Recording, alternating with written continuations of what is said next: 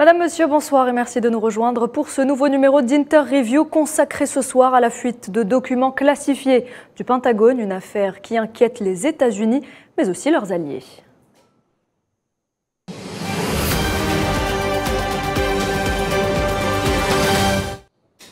Alors les États-Unis font face à la plus importante fuite de renseignements confidentiels depuis l'affaire Snowden en 2013.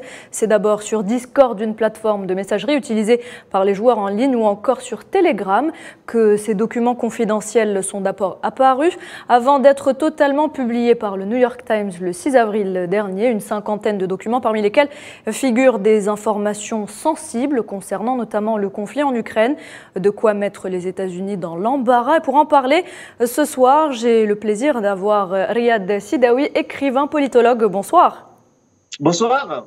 Merci d'être avec nous ce soir. Gamal Abina, journaliste expert des questions internationales, est également avec nous. Bonsoir.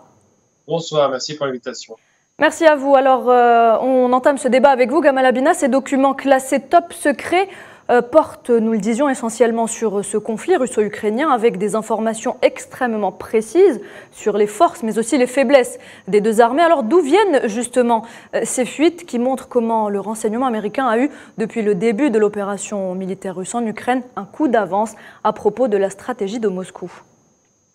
Il y a plusieurs pistes qui sont évoquées par les autorités américaines, à savoir une fuite de l'intérieur, tout simplement, du Pentagone, ou des alliés américains du monde anglophone, puisqu'ils sont 5 puissances anglophones qui sont alliées dans un des fictifs des États-Unis, l'Australie, évidemment, le Canada, l'Angleterre et j'en passe. Et donc, on imagine qu'un élément ou plusieurs éléments auraient fait fuiter ces fameuses informations qui sont top secrets et qui sont liées à un conflit actuel, évidemment, le conflit ukrainien.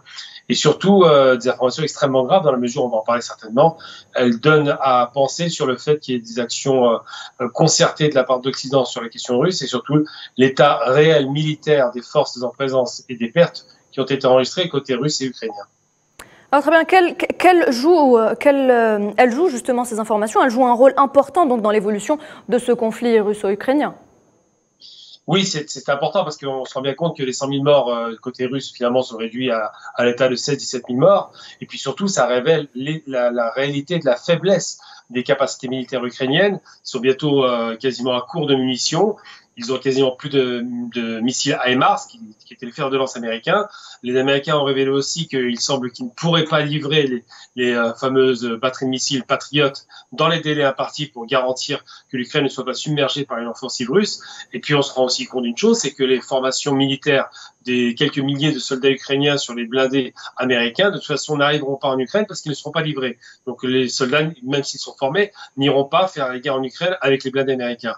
Donc tous ces éléments laissent à penser que les États-Unis ont poussé l'Ukraine à résister ou à faire la guerre, et qu'aujourd'hui, il y a une forme de lâchage. Et je pense que c'est une de ces raisons pour lesquelles il y a eu la fuite de ces informations. Après, de l'autre côté, ils prétendent que le nombre de morts serait les documents falsifiés, retouchés, c'est ce qu'ils disent comme par hasard, mais pour ce qui concerne toutes les autres informations, ce n'est pas remis en question, ni même le fait que les Occidentaux interviennent et envoient les conseillers militaires sur place. Très bien, alors Riyad Sidaoui, alors que les Occidentaux affirment que l'armée ukrainienne serait en train de préparer une contre-offensive, l'un des documents qui a fuité stipule tout de même que cette même armée aura bientôt épuisé son stock de munitions antiaériennes. Alors comment justement démêler le vrai du faux ? Tout d'abord, il faut connaître l'histoire de la fuite. Je viens de faire mes recherches. J'ai deux infos très importantes, l'une de Fox News et la deuxième de la CNN. Pour Fox News, disait que l'essentiel des 53 documents publiés en ligne, on parle de 53 documents exactement, c'est ça le chiffre, provient des briefings du département de la Défense. Et ils sont envoyés à un groupe d'employés fédéraux disposant de l'habilitation de sécurité nécessaire, qui peut varier entre 1000 et 5000 personnes. Donc, ces emails peuvent aller entre 1000 et 5000 personnes, 1000 et 5000 fonctionnaires américains. Oui, et lorsqu'ils sont imprimés, on peut vraiment savoir de quelle imprimante ils ont été imprimés, etc. Voilà, exactement. Ils les reçoivent électroniquement sur des iPads sécurisés, et s'ils peuvent les imprimer pour les emmener chez eux, un système de sécurité permet de savoir quelle imprimante a été utilisée. Mais là, la deuxième information qui vient de la CNN nous fait sourire. Selon CNN, le Pentagone spécule sur la possibilité que le fils d'un employé ait pu mettre la main dessus et ait voulu impressionner ses amis sur Discord. Oui, enfin bon, c'est invraisemblable tout de même, Monsieur Sidaoui. C'est selon CNN. Oui, c'est selon CNN, mais vous, quel est votre avis sur la question? Pour le moment, je pense que tout est ambigu. Ce n'est pas la première fuite. On a eu l'affaire des Wikileaks avec les États-Unis d'Amérique. On a vu des dépêches stop secrets très sensibles qui ont touché même pas mal de pays arabes qui circulent sur Internet. Donc, tout est possible, mais il faut savoir, d'autres parlent d'une manipulation russe. La fuite vient des Russes. Tout est possible, il faut attendre, à mon avis, un peu de temps afin de savoir. Mais selon CNN, c'est le fils d'un employé qui a fait cette fuite afin d'impressionner ses amis. Mais le chiffre aussi, selon Fox News, on parle de 1000 à 5000 personnes. Donc, ce ne sont pas des informations, à mon avis, qui sont d'une circulation très limitée, hein, puisqu'on parle jusqu'à 5000 employés qui peuvent connaître ces informations. Je pense maintenant le scandale est là. Ce qui m'a aussi attiré l'attention, c'est les États-Unis d'Amérique qui espionnent ses alliés, la Corée du Sud. Ça, c'est pas une nouvelle aussi pour les États-Unis d'Amérique. Nous connaissons bien ce qu'ils ont fait avec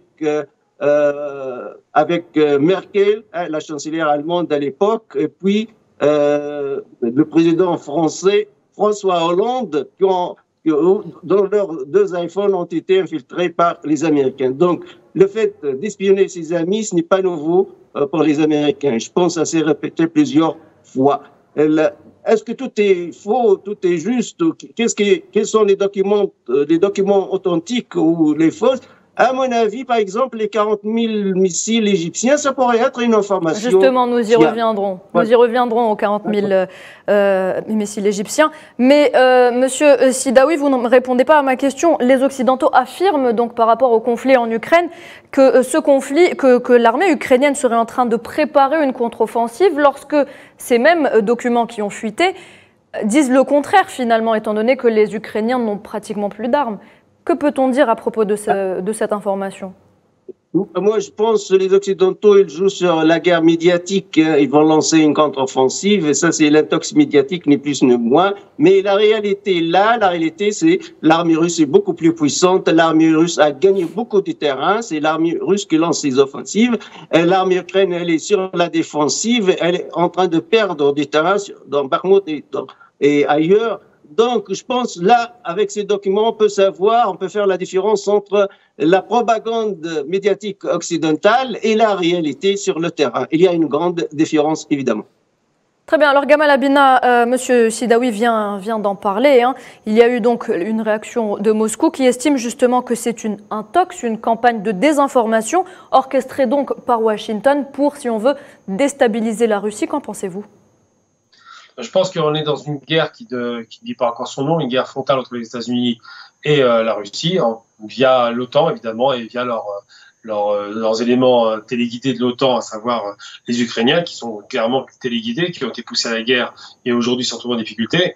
Et il y a 2 choses qu'on peut retenir. D'abord, l'idée que ce sera un enfant qui est posté sur Internet, ça je n'y crois pas une seconde, mais on se rend bien compte que de toute façon, Biden a été capable lui aussi récemment d'oublier pendant 6 ou 7 ans dans sa voiture des documents classés top secret dans son garage. Donc ça en dit long sur à la fois le renseignement américain qui est quand même assez précis, qu'on en dise, et en même temps l'amateurisme de certains, parce que les États-Unis, qui sont une grande puissance industrielle indiscutablement, ne sont pas non plus des génies. Ils peuvent connaître des erreurs, ils peuvent connaître des failles. On a bien vu avec l'histoire du 11 septembre, il y a beaucoup d'éléments comme ça qui laissent à penser que ça pourrait être effectivement une fuite de l'intérieur. Et en même temps, tous les Américains ne se satisferont pas de cette guerre, loin s'en faut. Ils se rendent bien compte qu'on commence à faire monter la tension avec la Russie, qui n'existait pas il y a encore quelques années, et puis ils se rendent bien compte que l'Ukraine, de toute façon, est fichue. Donc, je pense que ça sert les intérêts de l'administration américaine que de laisser fuiter des documents comme cela, parce que ça n'a pas été révélé aujourd'hui. Ça fait 6 semaines que ça traîne cette affaire, et aujourd'hui, c'est sorti au grand jour parce que les journaux en parlent. Mais il y a vraiment une sorte d'omerta autour de la question des forces réelles ukrainiennes qui sont littéralement laminées. On le voit bien sur le terrain. À chaque offensive, c'est 10 000 morts qui sont à des déploré côté ukrainien. Et en même temps, de l'autre côté, on dit depuis des semaines, là encore, ils ne se cachent même pas de cela, les Américains, qu'ils ne livreront pas les chars Abrams pour des motivations fantaisistes, à savoir difficiles à conduire, qu'ils ne livreront pas des F-16, ni même quoi que ce soit d'ailleurs, à part les HIMARS, qui sont des missiles HIMARS, dont on sait qu'il y a quasiment plus. Et d'autre côté, ils poussent les Occidentaux, je parle de l'Europe cette fois-ci occidentale, à livrer des chars, à livrer des blindés, enfin, faire en sorte que la guerre leur coûte le moins cher possible du côté américain et le plus cher possible côté occidental. La question, par exemple, des fameux patriotes, ils savent parfaitement l'inutilité du système patriote parce que si on le livre sur le terrain ukrainien, il ne pourra jamais, on sait parfaitement, intercepter les missiles les missiles hypersoniques. Ils ne peuvent pas être interceptés. Ça risque de démontrer immédiatement que le système patriote n'a aucun avantage stratégique, puisque c'est un système défensif, et en même temps, aucune possibilité de défendre les États-Unis même, si jamais les Russes attaquent l'Amérique. Donc tout cela révèle des choses. Les Américains veulent se désengager du bout des lèvres de cette guerre. On voyait même le voyage de Macron qui commence à dire plus ou moins qu'il va falloir se calmer sur la question ukrainienne quand il a été voir les Chinois. Donc on sent bien qu'aujourd'hui, l'Occident, qui a compris que l'Ukraine a perdu la guerre, c'est évident, commence à montrer des signes de fébrilité et ne veut pas donner plus d'argent et encore moins d'armes sur le théâtre ukrainien. Et de l'autre côté, on se rend bien compte qu'il téléguide quand même quelques forces spéciales pour faire en sorte d'entraîner pour la défense, cette fois-ci, de l'ouest de l'Ukraine, sur les positions défensives des soldats ukrainiens en bout de course. Est-ce qu'on pourrait pousser l'analyse un peu plus loin et peut-être penser que les États-Unis avaient donc prémédité un petit peu cette fuite de documents pour justement se sortir un petit peu de ce conflit? Eh bien, ce qui est certain, c'est que Snowden, quand il a fait sa fuite de documents, on veut ça pour tout le monde veut, littéralement, veut le mettre en prison à vie. Donc là, c'est quelque chose qui n'était pas voulu. C'est quelque chose qui a été contre leur intérêt. Là, par contre, sur la question ukrainienne, on sent bien que c'est très amateur sur un site internet pour gamers, ça commence par là. Ensuite, ça va sur Telegram, qui est quand même le site russe par excellence d'information. Donc, on sent bien qu'il y a une volonté quand même d'éclairer la population sur le fait que l'Ukraine est en mauvaise posture, que cette fameuse contre-offensive dont personne ne croit qu'elle est sérieuse, il est impossible aux Ukrainiens de faire une contre-offensive, puisque les Russes ont multiplié par 3 ou 4 leurs forces. Et puis, on sent bien qu'il y a une volonté de se désengager par les fuites. Mais ça, vous savez, quand il y a des fuites d'informations, en règle générale, c'est un peu comme quand tous les complotistes vous parlent de Bilderberg, tout le monde connaît cette organisation et tout le monde croit que c'est une organisation secrète.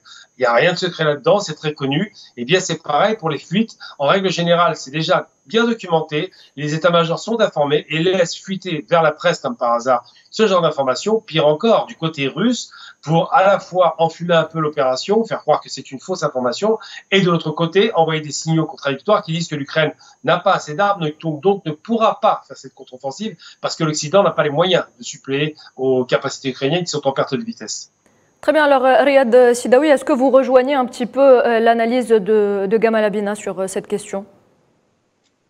Personnellement, moi, je suis très, très prudent quand il s'agit de ces fuites, quand il s'agit du monde de renseignement, la guerre des services secrets. Je suis très, très prudent parce qu'il y a les coups tordus, il y a l'intox, évidemment. Moi, je pense qu'on a besoin d'encore un peu de temps afin de claircir le paysage dans sa totalité. Mais confirmer ou nier, pour moi, c'est très, très difficile. Je suis politologue très, très prudent. Surtout, c'est un monde qu'on maîtrise pas. Est-ce que les Américains ont voulu vraiment dire aux Ukrainiens, peut-être on va plus vous soutenir comme avant parce que vous pouvez pas. J'ai là les analystes de Pentagone émettent des doutes sur une potentielle contre-offensive ukrainienne qui ne pourrait obtenir que des modestes gains territoriaux face aux forces russes, parce que je pense que l'opinion publique américaine ou l'opinion publique européenne ne veut plus aussi offrir des armes et de l'argent et des fonds éternellement à l'Ukraine. Éternellement à l'Ukraine, ça commence à poser des questions. Peut-être aussi c'est une façon américaine, mais comme je dis, c'est pas la première fois puisque on a eu aussi l'affaire de Wikileaks. Très bien, alors on reste avec vous, Riyad Sidaoui, avec cette autre information qui a fuité. Vous l'évoquiez tout à l'heure, elle concerne l'Égypte, qui aurait donc prévu de fournir à la Russie 40 000 roquettes, et ce en échange d'un service rendu précédemment par la Russie à l'Égypte, un service de nature inconnue. Cette information pourrait-elle, selon vous, mettre à mal la relation entre l'Égypte et les États-Unis, quand on sait que l'Égypte est un proche allié des États-Unis au Moyen-Orient? Moi, si je fais l'analyse politique, c'est mon rôle en tant que politologue, je pense que cette information pourrait être fiable. Pourquoi? Parce que j'ai mes raisons politiques. nous savons bien que les États-Unis d'Amérique ont été contre l'armée égyptienne en 2013, contre le rejet de Mohamed Morsi, contre l'intervention contre les frères musulmans. Ils ont d'ailleurs même arrêté l'aide militaire américaine, qui est la somme d'1 milliard de dollars par an pour des fins sécuritaires et surtout pour l'armée égyptienne. Cette armée égyptienne, qui est une grande institution et qui a eu des relations historiques avec l'Union soviétique, dirigée à l'époque par la Russie, depuis 2013, elle s'est orientée vers la Russie. Nous savons bien qu'Abdel Fattah al-Sisi a été reçu comme un empereur à Moscou par le président russe Vladimir Poutine. Et en plus, pour la première fois depuis la guerre de 1973, l'Égypte a acheté des armes russes, que ce soit des missiles S-300 ou des chasseurs MiG. Et j'ai un chiffre que 40% d'achats d'armes de l'armée égyptienne pendant les 5 dernières années viennent de la Russie.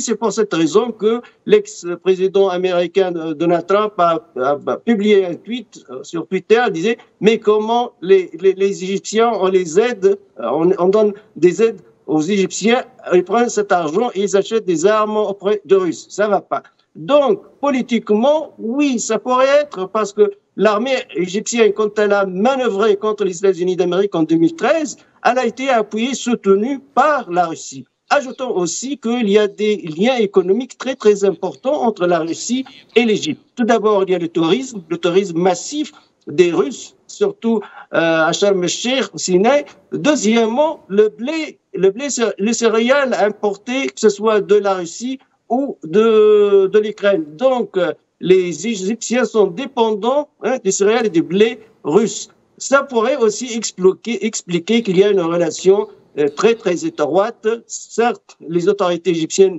comme c'était divulgué dans ce document, ne veulent pas annoncer ça publiquement, ils veulent que ce soit discrètement, mais nous savons quand même qu'il y a des très, très bonnes relations entre l'Égypte et la Russie. Il y a également cette autre information, Gamal Abina, qui concerne donc l'entité sioniste, qui semble avoir fourni des armes létales à l'Ukraine. L'information, donc, elle a fuité, elle également, et Netanyahou a fermement démenti. Est-ce qu'il y aurait donc de l'eau dans le gaz entre les États-Unis et l'entité sioniste suite à cette fuite? Non, absolument pas. Il ne faut jamais se tromper. Les États-Unis sont ceux qui garantissent la sécurité d'Israël parce qu'ils ont besoin des sionistes pour contrôler la région.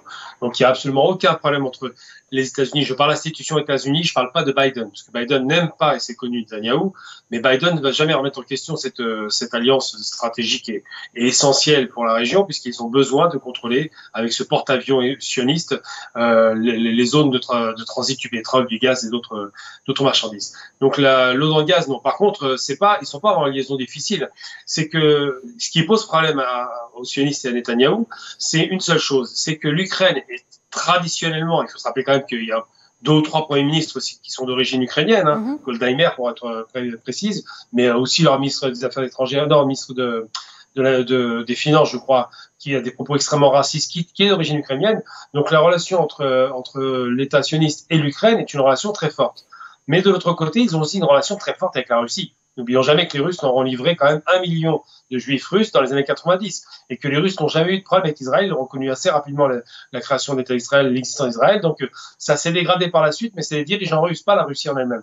Aujourd'hui, la Russie a de bonnes relations avec Israël, a de bonnes relations évidemment avec l'Égypte, on le sait maintenant, mais c'est surtout les sionistes qui ont beaucoup de difficultés avec d'un côté l'Ukraine, qui n'ont pas envie de voir comme des ennemis, puisque ils ont vraiment des relations très fortes, et de l'autre côté la Russie qui est un soutien. Donc je ne crois pas qu'il y ait ça crée de tensions avec les États-Unis. La tension, elle vient d'un autre problème. Une autre problématique, c'est d'homme à homme.